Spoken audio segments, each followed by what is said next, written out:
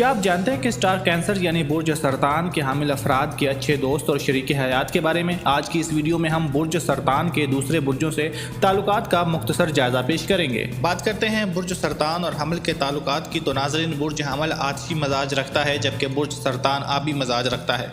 सरतान लोग माजी में रहते हैं और वो अपने कामों में किसी की मुदाखलत पसंद नहीं करते। सरतान की आदत होती है कि वो नाखुशगवार वाक़यात को जज्बाती होकर दोहराता रहे और बाज़ औक़ात हट धर्मी का मुजाहरा भी करता है, जबकि हमल तरक्की पसंद होता है। इन बुरूज के मर्द और औरत की अगर आपस में शादी हो जाए तो ये दोनों किसी तरह भी मेल नहीं खाते। इनका मजाज एक दूसरे से नहीं मिलता। इनमें लड़ाई झगड़ा होता रहता है, जो कि अमूमन बुर्ज सरतान वाले की तरफ से शुरू होता है। अपने ताल्लुक़ के लिए इन्हें काफ़ी कुर्बानियाँ देनी पड़ सकती हैं।